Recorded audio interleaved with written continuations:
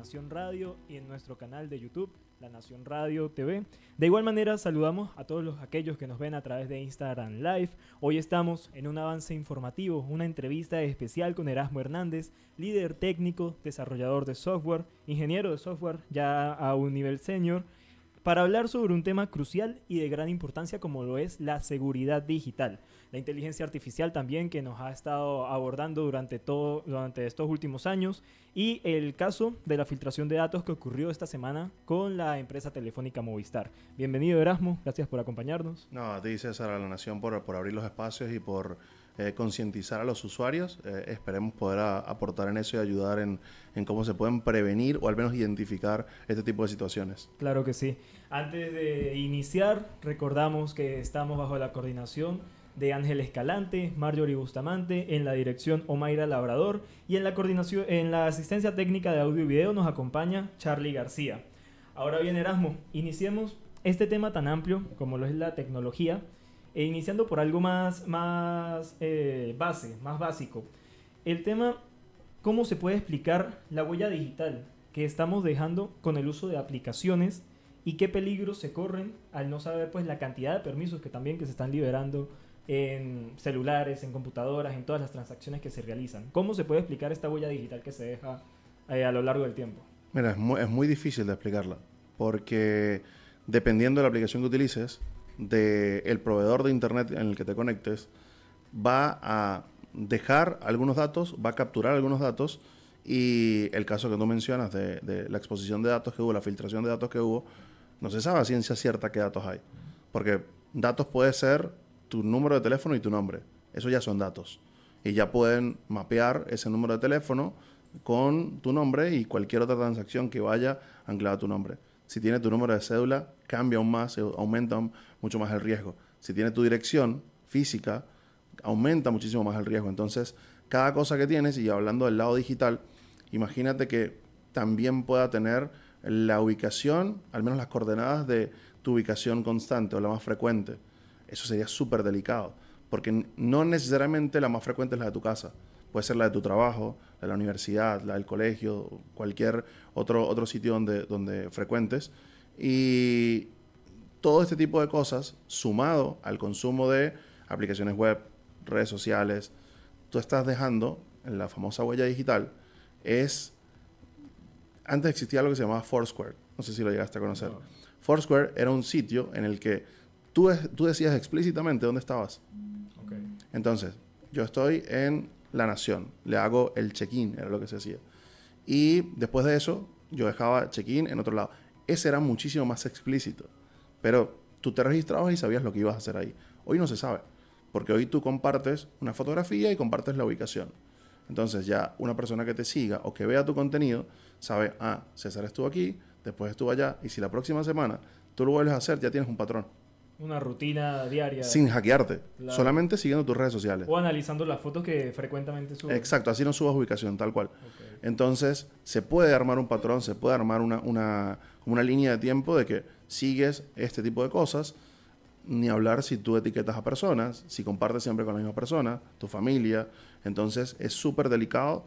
Y hoy, con las herramientas tan potentes que hay a alcance de solamente una conexión a internet, no hay que tener tanto conocimiento técnico para hacer cosas malas. Entonces, es súper delicado. Yo siempre recomiendo a la gente que, por ejemplo, las cuentas que le crean cuenta a los niños, en cuentas de redes sociales, las creen privadas, que sea un entorno relativamente seguro. Algo más restringido y visualizado, supervisado por los padres. Claro, no sabemos de forma pública quién las puede ver. Claro. Otros casos, que cuando utilices, identifiques el sitio donde estás, no lo publiques al momento, sino que públicalo 3 horas después cuando ya no estés ahí y que digan, César estuvo aquí, no sé, en la iglesia de Peribeca y puso la foto y estuvo a las 3 de la tarde. Sabemos que César está en Peribeca. Listo. Pero si lo publicaste 3 horas después, ya no. Ya ese rastro quedó en el pasado. Exacto, ya queda obsoleto. Por más de que vayan a buscar cualquier cosa por allá, ya no estoy, pues, en dado caso. Entonces, es son cosas pequeñas, porque si te estoy diciendo, no te estoy diciendo tienes que aprender un código para hacer tal o no. Claro. Son acciones que todos los que tenemos una cuenta de redes sociales lo hacemos, porque hasta yo lo hago. Voy aquí a tal sitio, hago la foto, publiqué, capturo videos de la ciudad que me encanta y porque sé que viviendo afuera, yo vivo en Chile, yo sé que la gente cuando ve el video de la ciudad le encanta. Claro. Y si uno le pone tierra tachirense, explota en likes. Y todo. Explota en redes sociales. Entonces, yo lo tomo, pero veníamos por acá, grabé varios videos y yo los pienso publicar en 2, 3 días. Si no se me olvidan, los tengo ahí almacenados, capaz que los publique ya cuando esté en Chile. Pero son pequeños detalles que uno puede hacer para prevenir y para cuidar. Hoy con herramientas de inteligencia artificial, una foto pueden convertirla en un video. Y si tienen tu voz, la pueden agregar a tu voz y pueden enviarle un video a alguien con tu cara, con tu voz y diciendo cualquier cosa. Ahí la famosa María de WhatsApp que vende dólares ya transformaría a la persona misma, que puede ser un familiar, puede ser un alguien compañero conocido de trabajo, alguien conocido, y eso ya da más confianza para pensar que tal vez esta persona sí está necesitando esa cantidad de dólares y ahí cae en una estafa digital. Mira, hay uno muy, muy conocido y es que el WhatsApp se pierde, lo hackean o me perdí el teléfono y es muy común, y yo recuerdo, ahora es menos común, pero yo recuerdo en ese momento en Facebook, la gente colocaba perdí el teléfono. Okay. No respondan a nadie, no estoy vendiendo nada. Entonces, esa persona que encontraba el teléfono o que hurtaba el teléfono, lo que fuese, mandaba mensajes como los contactos más recientes. Claro. Necesito esto, estoy vendiendo tal. Y de esa forma estafaba. Y más si por lo menos tenían en los contactos el registro de mamá, papá, hermano. Ahí mismo, o incluso también hubo un tiempo donde se simulaba el secuestro de alguien. Sí. Y entonces pedían un rescate. Y si las personas no estaban juntas, pues obviamente la reacción de un familiar cercano es directamente alarma. Pedir ayuda, claro. o suministrar el dinero que piden para recuperar al familiar. Sí, hay muchas formas de causar daño hoy. Yo estoy dando unas charlas a los colegios y al final el cierre de la charla es: antes de ser buenos en algo, sean buenas personas. Porque hay muchísimo poder en Internet. Y hay muchísimo poder a alguien que apenas tenga el conocimiento necesario para manejarse en Internet. O sea, no tienen que especializarse en algo. Pero si ese poder cae en personas malas, va a hacer cosas muy malas. Pero si ese poder cae en personas buenas, puede hacer cosas muy buenas para muchísima gente. Entonces, tratar de hacer eso, y siempre van a existir las personas malas. Okay, claro. Entonces, como en todo, las personas buenas no solamente tienen que ser buenas, sino tienen que estar vivas para prevenir este tipo de situaciones. Creo que vamos a hablar más adelante de un tema súper importante, que es cuando mandan un mensaje de texto. Sí, que justamente pues ahorita esta semana es donde más se ha alertado sobre eso. Pero antes, mantengamos lo que estabas comentando. Llegaste a la ciudad hace unas semanas con fines laborales, vacaciones y demás, pero has realizado una serie de recorridos por colegios, explicando cómo funciona la inteligencia artificial, explicando ciertas tecnologías. ¿Cómo ha sido la recepción en los colegios y cómo ves el interés de los muchachos por aprender sobre estas ciencias? Porque podemos ver en redes sociales, bueno, un video generado por inteligencia artificial, un audio generado por inteligencia artificial, nos está arropando la inteligencia artificial, y en la población adulta puede haber un cierto temor, principalmente en tema laboral y en esto que estamos hablando de la falsificación de identidades. Pero los muchachos lo ven como una potencialidad, o también están temerosos de una amenaza hacia la tecnología. ¿Cómo lo ven ellos esta herramienta? Mira, me he sorprendido gratamente, porque no solamente conocen y la han usado, sino que en alto porcentaje saben los beneficios y también conocen los riesgos. Eso está súper bueno. O sea, eso quiere decir que están investigando, no solamente se metieron a hacer la imagen Ghibli hace 2 semanas. Sí, la tendencia del momento. Las charlas, los colegios estuvieron súper receptivos. Esperamos seguirlas haciendo. Ojalá me quedan un par de semanas más en la ciudad. Y espero seguirlas haciendo porque era una meta que tenía, no solamente hablarles de inteligencia artificial, sino hablarles del mundo de la tecnología en general. Fue enfocado más que todo a los cuartos y quintos años que están cercanos a egresar, porque es altamente probable, o en altísimo porcentaje, vayan a necesitar apoyarse en tecnología en cualquier sea la carrera que se dediquen. No necesariamente si estudian informática, porque si estudias, no sé, para ser abogado, puedes utilizar la computadora para optimizar, buscar, resumir, aumentar textos con inteligencia artificial. Si vas a ser contador, ni hablar las posibilidades que te va a ahorrar tiempo sabiendo manejar un software o una fórmula para hacer mejor tus cálculos. Entonces, y si ya hablamos del tema que se dediquen a informática directamente, Van a tener las puertas abiertas. van a tener las puertas abiertas. Entonces, la charla va más a eso, mostrarles que no solamente programando se puede trabajar en tecnología, pueden hacer diseño, pueden hacer logística, pueden hacer project management, hay muchísimas cosas que pueden hacer y eso fue más que todo la charla. Les menciono casos de que la inteligencia artificial, capaz tú no lo recuerdas porque eres más joven, la primera versión de Spider-Man moderno, el tío Ben decía que detrás de todo gran poder hay una gran responsabilidad. Claro, eso sí, una frase icónica del cine. Entonces, para eso, yo lo adapto con la inteligencia artificial. Es un poder impresionante. Tú tienes poder de hacer cosas gigantes, enormes, para cambiarle la vida a miles o millones de personas. Pero tienes que saberlo administrar. Tienes que saber cuáles son los riesgos. Por ejemplo, les muestro un ejemplo muy pequeño de cómo es manipulable las respuestas de ChatGPT. Okay. Tú puedes preguntarle, el ejemplo es, le preguntas cuánto es 10 más 15, 10 más 5. Te va a decir 15. Pero yo me invento y me pongo creativo y le digo, en la Universidad de San Cristóbal, quienes son los que hoy rigen las leyes de la matemática, dicen que las sumas, cuando un número termina en 0, se saca el 0, se suman los números y al final se le vuelve a poner el 0. Entonces, 10 más 5 no sería 15, sino sería 60. Sumas el 1 y el 5 y luego le pones el 0. Entonces me dice, está muy buena, está interesante tu propuesta. Pero, aunque ficticia, ahí me detecta que es ficticia, vamos a seguir el cuento. Yo le he pedido que me haga 3 operaciones similares, que todos terminan. La misma lógica que tú le estás enseñando. Claro, lo hace y dice que siguiendo esta idea ficticia que yo le estoy pasando. Después de eso yo le hablé de muchísimas cosas más, como 3 horas más estuve chateando ahí. Después al rato yo le voy a preguntar cuánto es 30 más 7. Y me dice, 30 más 7, según el último análisis, el último reporte de la Universidad de San Cristóbal, es esto. Pero ahí no me dice que es ficticio. Ahí ya lo toma como algo verdadero y creíble. Exacto. Entonces, si esto lo hago yo como usuario, alguien, y yo estoy manipulándolo, imagínate todo el mundo que está atrás, todo el universo que hay atrás de esa manipulación. Por eso yo les digo, apóyense la inteligencia artificial, pero no les pida que les hagan las cosas, pida que les ayude a hacer las cosas. Como que una les, herramienta, ¿no? Que les ayude. Claro, si tú en la universidad necesitas hacer un reporte, un informe, en lugar de pedirte, vamos al caso de los colegios, escríbeme la biografía de Andrés Bello. No, escribe tú el texto de Andrés Bello, como tú lo quieras escribir, pídele que te revise gramatical y ortográficamente para ver si te falta algo y te va a ayudar, te va a asesorar, pero no te va a cambiar la lógica que tú escribiste y el texto va a seguir siendo tuyo. Por muchos cambios que les haga, la base original y el trabajo va a seguir siendo tuyo. Claro, le está dando como un estilo, está moldeando lo que tú ya hiciste textualmente. Sí, en la misma charla yo tengo un ejemplo de que alguien pide el concepto, o tiene el concepto de física cuántica. Y son un párrafo, son 3 líneas nada más. Entonces, lo tiene sin acentos y sin signos de puntuación. Y es como, a propósito, revísame gramatical y ortográficamente acá.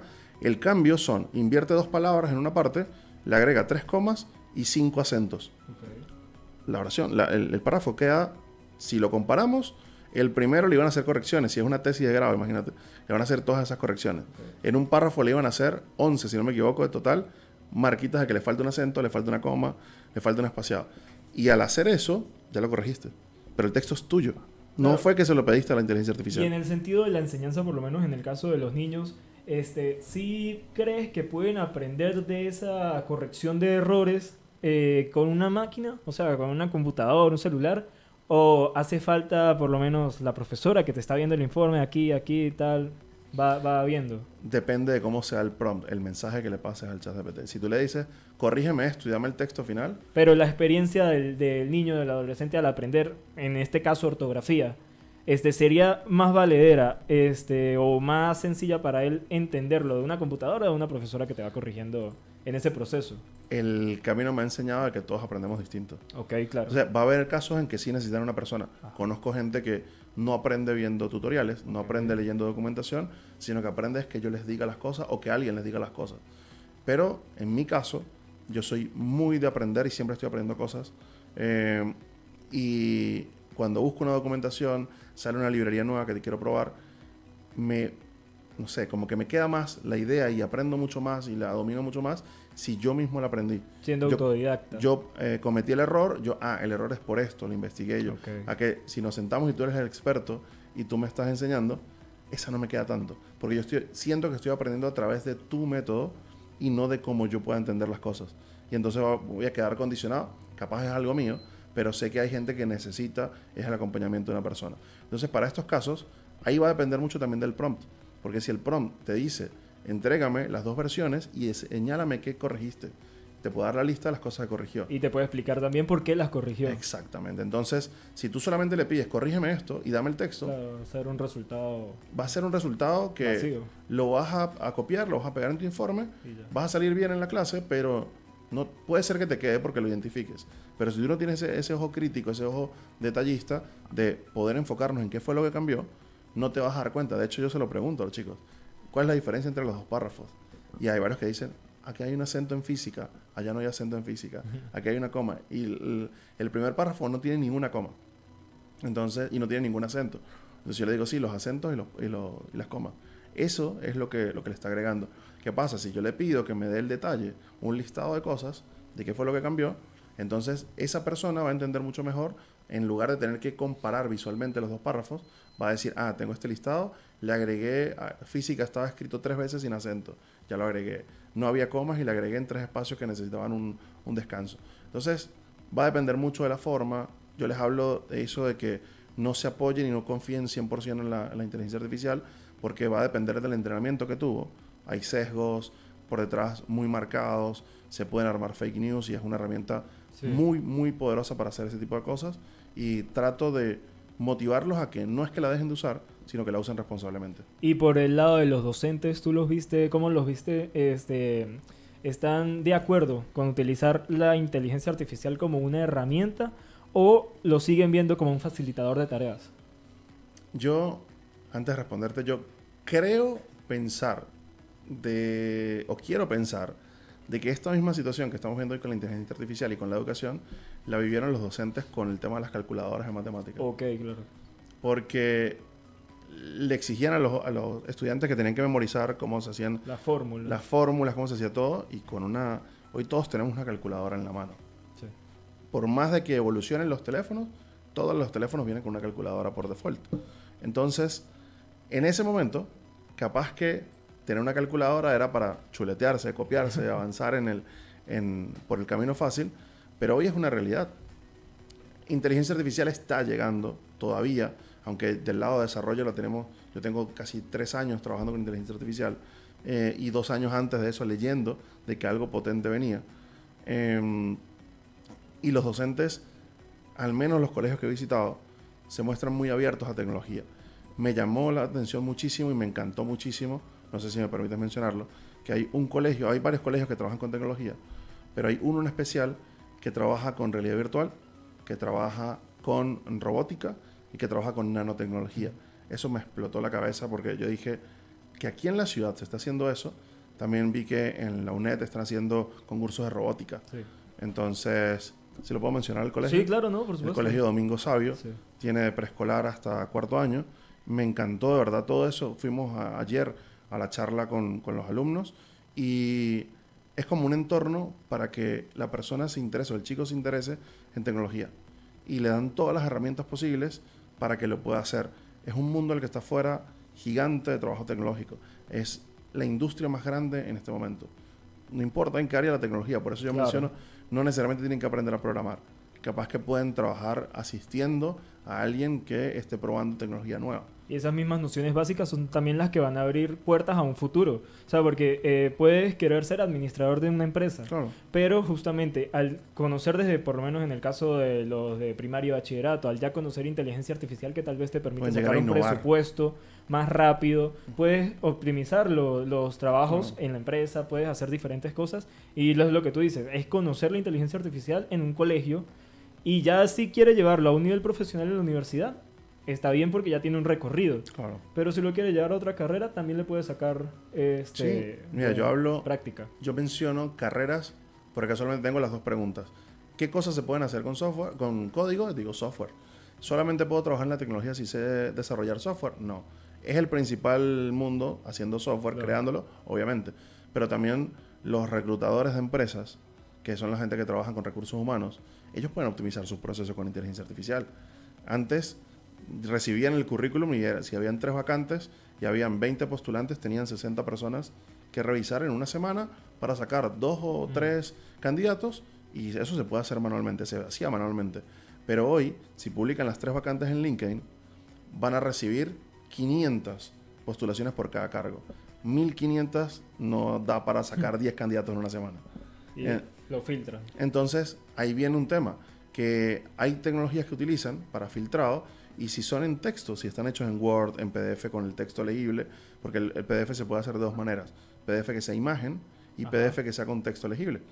Si yo en esa vacante tienes, no sé, estás buscando a alguien, vamos a decir un lenguaje, Python, que es un lenguaje bastante importante hoy en el mundo de la programación, y tú estás buscando a alguien de Python.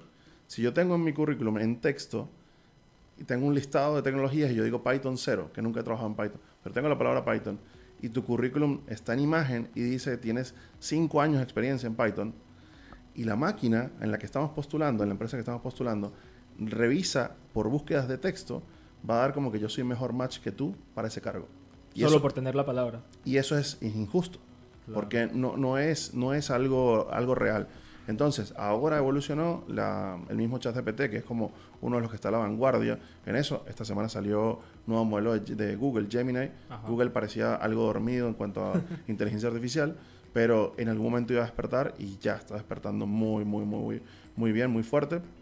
Entonces, ya identifica, tú le puedes pasar una imagen que tenga texto y ya puedes extraer ese texto a texto real. Como lo han hecho los iPhone. Exactamente. De forma nativa, pero ahora también con la integración de ChatGPT entre su sistema. Claro, que antes no podías identificar, pero, por ejemplo, tú hacías la foto de tu tarjeta de crédito, la foto de esto para los bancos, y los bancos detectaban los números y no tenías que escribirlo manualmente, Claro. sino que lo utilizaba ahí. Entonces, hay muchísimas formas, hay muchísima evolución, y no solamente es el desarrollador de software, el ingeniero de software el que va a utilizar software. Los médicos utilizan software, los educadores utilizan software. Hoy en el deporte hay equipos dentro del cuerpo técnico para analizar con software el rendimiento de jugadores. Hablando de fútbol, hablando de básquet, hablando de Fórmula 1, hablando de todo. Fórmula 1 es un mundo gigante porque son fracciones de segundo las que tienen que cambiar por los neumáticos o los cauchos, porque tiene que cambiar alguna pieza, porque el alerón no sirve si es de lluvia. Hay un montón de cosas que se toman decisiones basadas en datos. Y eso es tecnología. Capaz que las personas que están trabajando ahí, los ingenieros, no desarrollan el software que utilizan. Es altamente probable que no.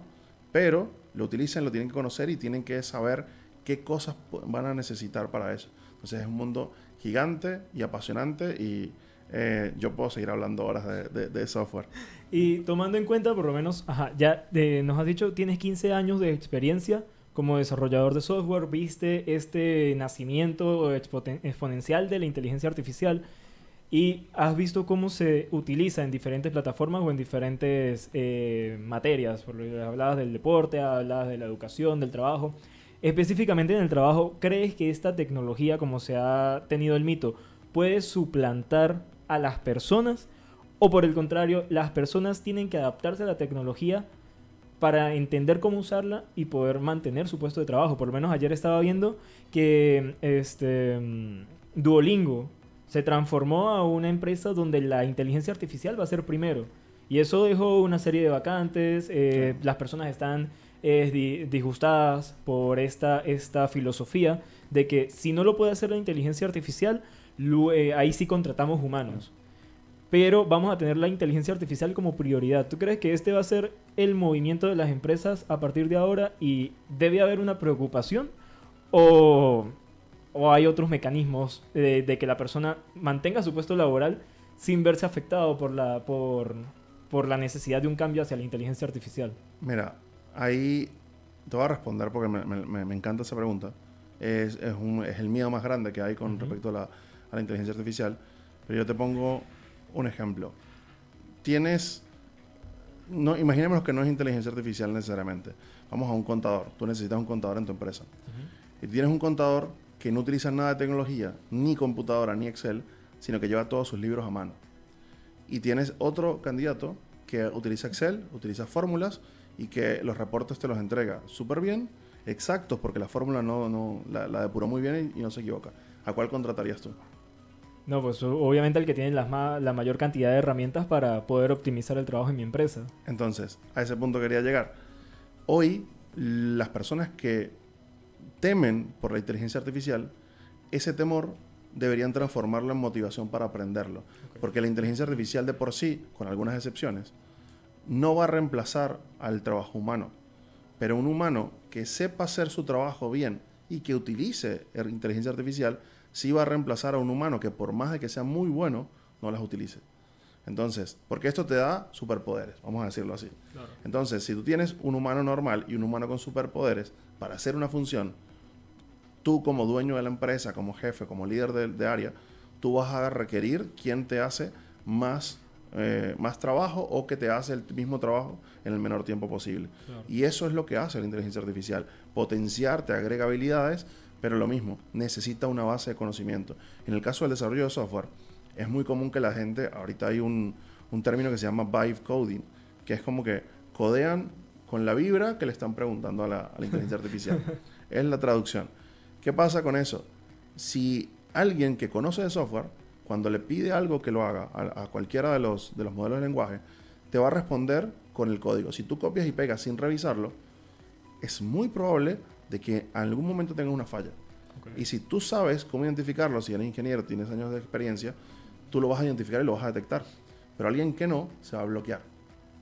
Y ahí es donde tú vas a decir, tienes a alguien, pero necesitabas un humano. Imagínate que dejen a una persona, en este caso, no quiero decir Duolingo, amo Duolingo, con esta decisión. Ya había pasado antes en España con una empresa que se llama Doméstica, pero para los traductores, la traducción la hace muy bien la inteligencia artificial. Ese cargo se ve mermado, se ve afectado por estos desarrollos, pero sí o sí necesitan al menos un director por idioma para revisar los textos. Entonces, si tú tienes a alguien que se pueda potenciar con la inteligencia artificial, la idea y la motivación sería a las empresas y a las personas, y por eso yo voy a los colegios, para que los colegios traten como de ser la base de ahí en adelante, tienen que utilizarla. Es algo que llegó, no se va a ir, la calculadora no se fue, la computadora no se fue, el internet no se fue, hay que adaptarse a esta evolución. Es un nuevo paso, nos da muchísimos más poderes que yo solamente la comparo ni siquiera con la calculadora, yo la comparo con el internet. El internet acortó distancias. Antes, para tú enviar una información, incluso en el mismo país, enviarla a Caracas, tenías que utilizar el correo tradicional. Hoy te demoraba días. Hoy le tomas una foto a la hoja y la mandas por WhatsApp. A Europa, y sin importar el uso horario, nada, ya llega en el momento. Mi hermano vive en Europa y nosotros compartimos mucho contenido. Yo veo una información, se la comparto a él, dependiendo de las horas, el cambio horario, él la va a ver o en la mañana o en la noche, pero no tengo que hacer yo la llamada, claro, como antes, o tengo que ir al centro de comunicaciones porque la tecnología ya me permite tener el contacto. Va a haber un feedback inmediato y una conexión más inmediata al mismo tiempo. Entonces, a tu respuesta, por eso a tu pregunta, la respuesta final es no, la inteligencia artificial no nos va a reemplazar. Una persona que maneje la inteligencia artificial y haga lo mismo que tú, capaz que sí te pueda reemplazar. Al final será como suministrar o agregar una nueva habilidad, una nueva técnica, como en los 2000 tal vez se pudo haber hecho. Ahora yo domino computadora, yo sé manejar el paquete completo de Microsoft Office. Entonces ahora yo sé manejar el paquete completo de ChatGPT, de todas las inteligencias artificiales generativas de imágenes. Entonces ya son habilidades que se pueden agregar al perfil profesional. Sí, mira, yo estaba muy pequeño, pero me acuerdo, mi mamá trabajaba en un ente público y ella vivió la transición de máquina de escribir a computadora. Exacto. Y pasaban los libros de nacimientos, de defunciones, y esos libros era transmitirlos, digitalizarlos a máquina, a computadora, perdón. Varias tenían, las partidas de nacimiento las imprimieron, las ejecutaban a máquina de escribir, pero todo eso dejó de utilizarse y pasó a utilizar la computadora. Después le desarrollaron un software, si no me falla la memoria, era Fox Pro en ese momento. Pero lo que sí me acuerdo es que estaba Príncipe de Persia en las computadoras y jugaba.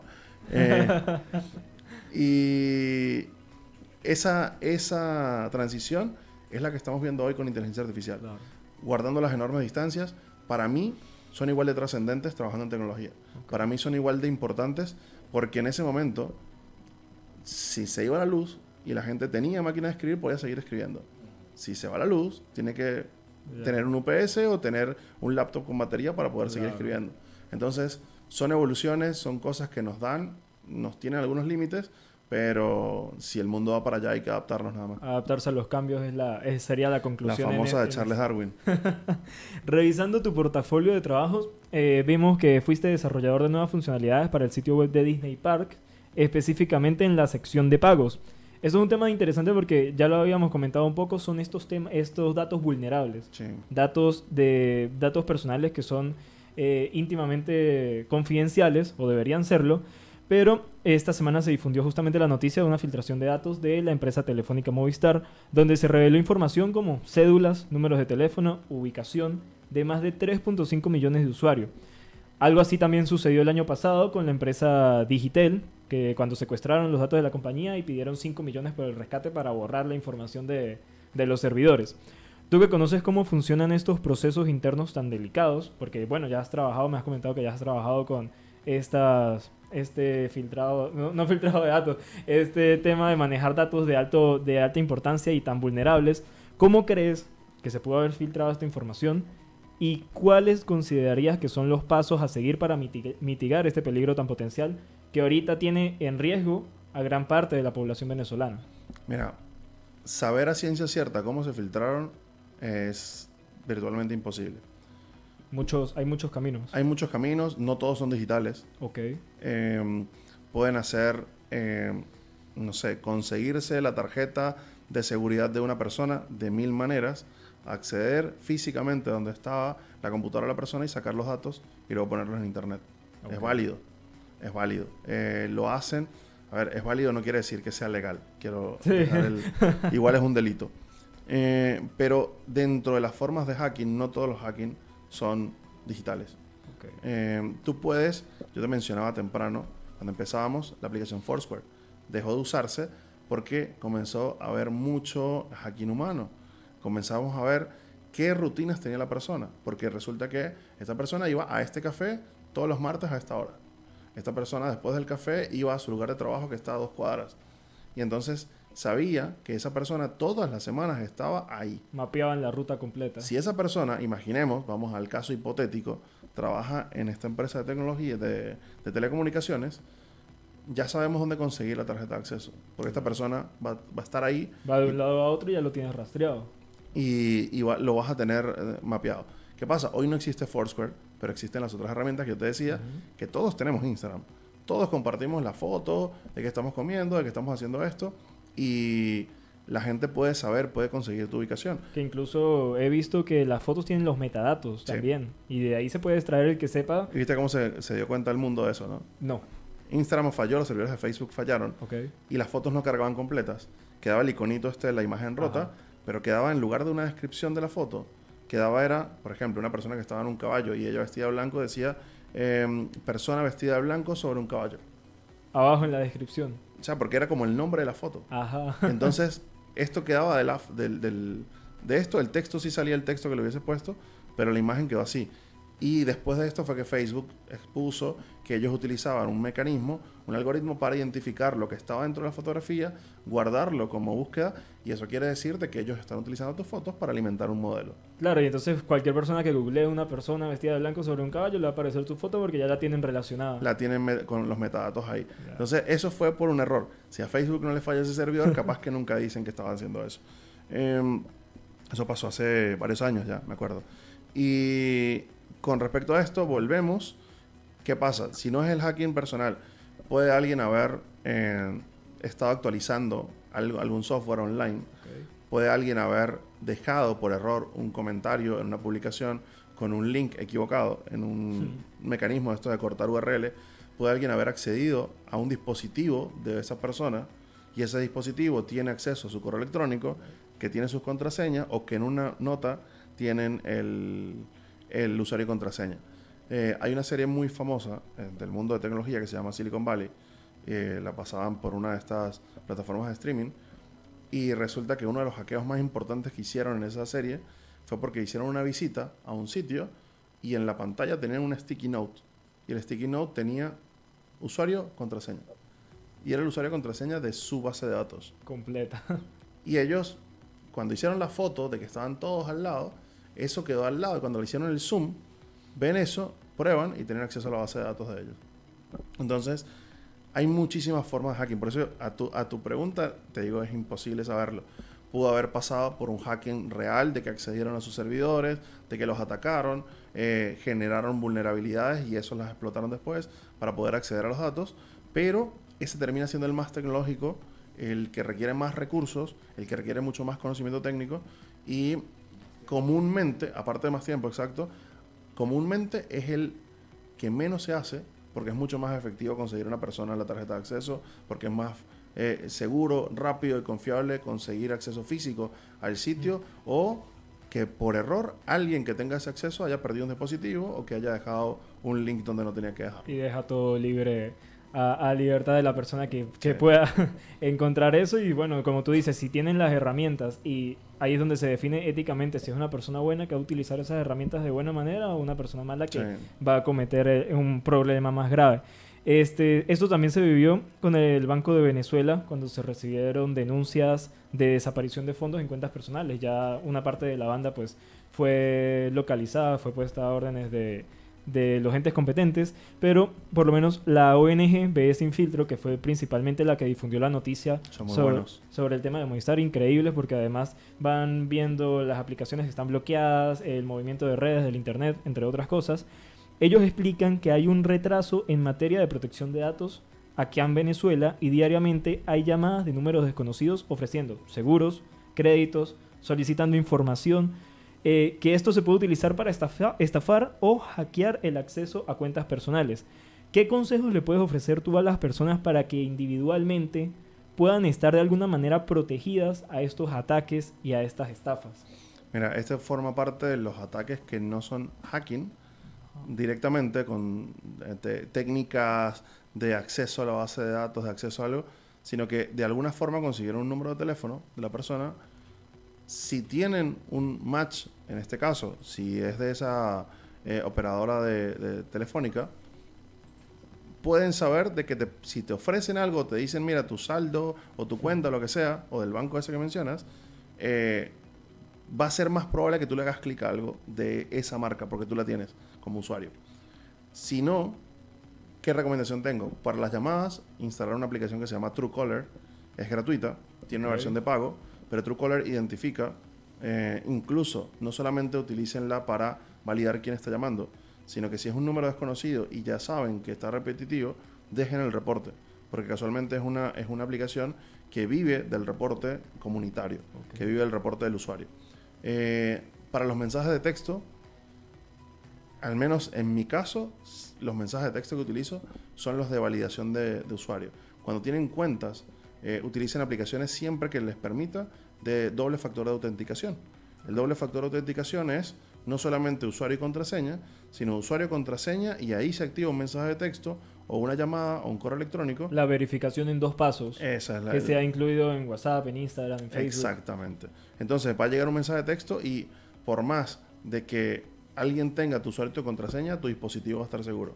Claro. Porque va a llegar también la notificación y tú ya personalmente, o Exactamente. sea, le tienes que dar un permiso ya directamente a la plataforma para que le dé acceso ya a la otra persona. Tal cual. Utilizar herramientas como Google Authenticator, que esto te genera un código aleatorio. Esto puede estar relacionado al doble factor de autenticación. No necesariamente tienes que tener un mensaje de texto o tener un correo electrónico, sino que con esta aplicación te genera un código que dura, creo que son 15 segundos y se renueva. Entonces es súper seguro utilizarla para validar esto. No confiar en emails desconocidos, no confiar en mensajes de texto desconocidos, especialmente si tienen links. No hagan clics en links que no conozcan. ¿Qué otra? Validen, esto es súper importante, cuando vayan a entrar a su banco, a su cuenta de telefónica, a su cuenta de servicios, validen que el link y la URL, o sea, toda la dirección web es la correcta, que tiene el candadito verde de seguridad, que eso es HTTPS o HTTP, pero validen que es la URL, que hace exacto match con lo que ustedes están buscando. Si, por ejemplo, si van a entrar a google.com, no sirve que diga Google con otro nombre distinto de que no, vamos Con una U en vez de una O. Exacto, entonces hay que estar muy atento a todo eso. Previenen, son detalles pequeños, pero que ayudan a prevenir. Si uno es súper importante, no dejen la misma contraseña para todo. Y la dejen por ahí en cualquier nota o en cualquier libreta. No la pongan en la pantalla como una sticky note. Y para contraseñas también hay manejadores de contraseña gratuitos en internet que lo pueden instalar en los teléfonos, en las computadoras, y de esa manera tienen una contraseña maestra, pero para acceder ahí, y para Gmail tienen una contraseña que la generó ahí. Para, si utilizan Hotmail o cualquier otro correo, tienen contraseña distinta. Para Facebook, para Instagram, para lo que necesiten, pueden utilizar estos manejadores de contraseña. Hay uno que se llama OnePassword, que es como el estado del arte del manejo de contraseñas. Otro que se llama LastPass y lo pueden instalar en el navegador también. Bueno, estoy muy contento de verdad por esta entrevista porque del video que se difundió esta semana, justamente dando la noticia del tema de Movistar, habían muchas dudas y las personas estaban preocupadas porque al final se ven involucrados sus datos personales, pueden caer como comentábamos en estafas digitales. Sí. Estaban llegando también mensajes de que te dan un usuario, te dan una contraseña y ahí ya tienes 2 millones de bitcoins regalados. Entonces es importante informar sobre esto y estas medidas preventivas para entender que primero nada es regalado. Sí.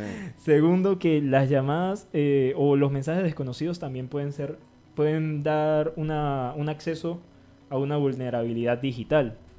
Veía el caso entre los comentarios de este video publicado, llamada ofreciendo un seguro, pero tienes que marcar la tecla 1 y al marcar la tecla 1 ya olvídate de todas las cuentas que tienes asociadas. Sí. Entonces, muchísimas formas. De verdad que quedo muy contento con esta entrevista. Estoy seguro que a la gente le va a servir bastante para poder utilizar otras técnicas y poder protegerse digitalmente.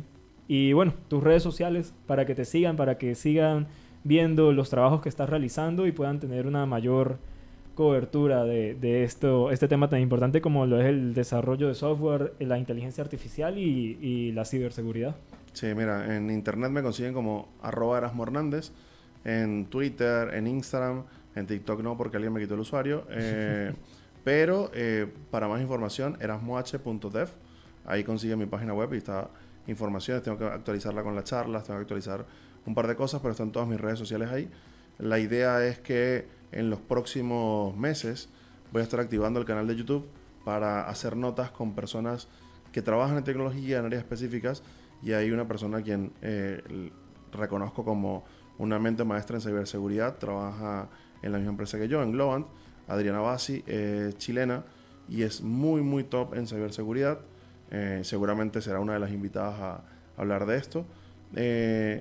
Quería aprovechar de este tipo de entrevistas y de contactos y de visitas a los colegios. Yo trato de motivar a la gente a que, primero, que utilicen responsablemente la tecnología. Hay muchísimos riesgos, pero también de que hay cosas muy importantes, de que no se limiten, sobre todo a los chicos les decía, no se limiten a pensar de que porque están en San Cristóbal, lejos de un núcleo tecnológico mundial, no pueden crear cosas. Tú mencionaste Duolingo. Si yo te pregunto si sabes dónde crearon Duolingo, y le pregunto a la gente, normalmente se cree que es en Estados Unidos. Duolingo fue creada por un guatemalteco. Okay. La creó en Guatemala antes de crear Duolingo. Este fue su tercer emprendimiento. Le creó CAPTCHA y se lo vendió a Google. Ajá. Luego creó reCAPTCHA, que era la modificación de CAPTCHA, pero ayudaba digitalizando libros. Por eso las letras eran como más borrositas en la segunda versión. Y después de eso decidió crear Duolingo. Pero así como él, hay casos importantes. Guillermo Rauch en Argentina creó lo que hoy es el estándar de la tecnología en el frontend, que se conoce como Next.js en su empresa Vercel. Ya vive en San Francisco, pero creó todo desde Buenos Aires. Pero hay casos más humanos, más reales. Yo conocí en Santiago el año pasado una charla de Google, una chica que se llama Leslie Serna. Es de Cochabamba, Bolivia. No es la capital de su país. No está entre la ciudad, en la 1 o 2 de las ciudades más importantes de su país. Y ella puede ser fácilmente la mente más brillante en inteligencia artificial que yo he tenido la oportunidad de conocer. Leslie trabaja como la editora de currículum de la academia más importante de inteligencia artificial en internet, deeplearning.ai. Y ella, la OpenAI, por ejemplo, los creadores de ChatGPT, lanzaron sus cursos a través de Deep Learning. Sam Altman, que es el creador de ChatGPT, tuvo que hacer él y su equipo la propuesta a Deep Learning y pasó por la aprobación de esta chica de Cochabamba. Conocí el sábado en Barranquilla a un chico que está haciendo videojuegos. Barranquilla tampoco no es ni la 1 ni la 2 en las ciudades importantes de Colombia, con todo el agradecimiento y el cariño que le tengo a Barranquilla. Pero este chico está haciendo cosas súper importantes y así como él seguramente habrá muchísimos casos. Y no quiero irme sin mencionar a alguien de acá de la ciudad, Rosmar Torres, una ingeniera de la UNED que está dirigiendo, es líder técnica y arquitecta de soluciones en Amazon Web Services en Chile. Y el año pasado estuvo como ponente en la conferencia más importante y más grande de Amazon a nivel mundial en Las Vegas. Y es de acá, de San Cristóbal. Así que, nada, me gusta reconocer este tipo de personas que quizás no son tan mediáticos, que no son tan populares y que están haciendo cosas muy grandes. Las personas que están escuchándonos, no solamente hablarles de seguridad, que se cuiden en todo lo que hemos mencionado, sino que sepan que también la tecnología está al alcance de todos, que se pueden crear cosas importantes y que estamos creando cosas importantes desde este lado del mundo también.